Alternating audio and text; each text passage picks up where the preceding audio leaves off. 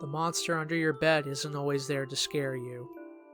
Written by lifeisstrangemetoo from the Nosleep subreddit.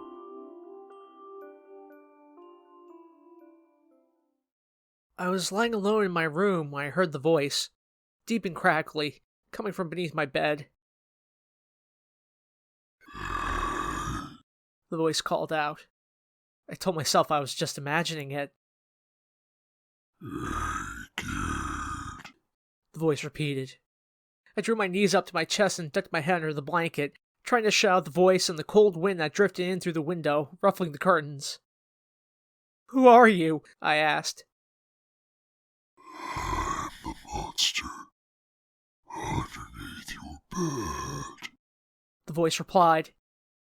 "You mean you're real?" I asked. "What do you mean?" the monster said. "Of course I'm real."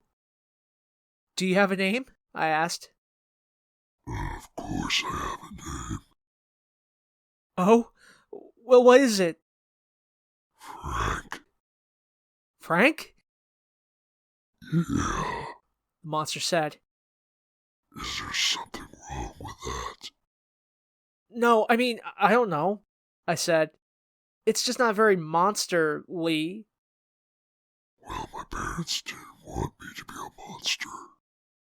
"Really? What'd they want you to be?" "A dentist." "That's funny," I said. I could feel myself beginning to smile. "What do your parents want you to be?" It asked. "I don't know. Hey, Frank? "Yeah. Are you gonna, scare me or something?" What? Why would I do that?" "Well, you're a monster, aren't you?" "Well, yeah, of course I am.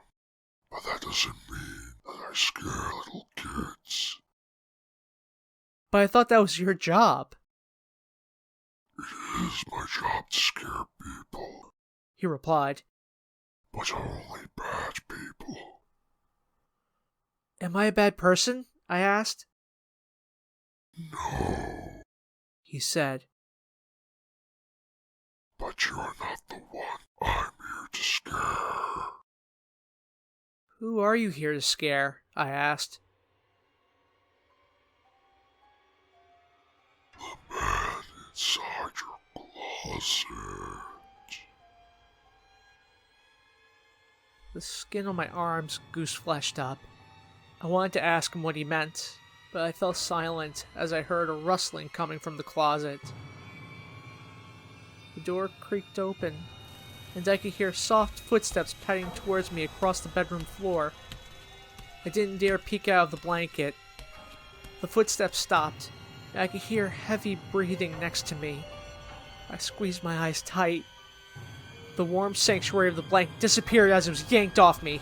I hugged my arms around my knees and prepared for the worst.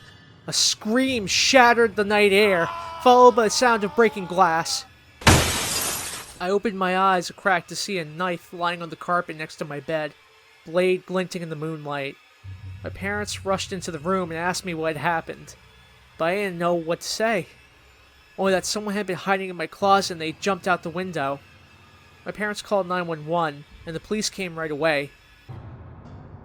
They picked up a man called Gary Thompson sprinting through the streets a couple blocks away. He was covered in blood and broken glass. They found Gary's car abandoned on our property, and inside they found duct tape, knives, barbiturates, and a video camera.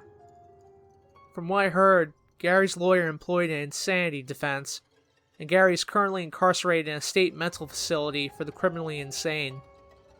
But the officer who arrested Gary told me that he sleeps on the floor of the facility. He tells the doctors that he's afraid of Frank, the monster under his bed.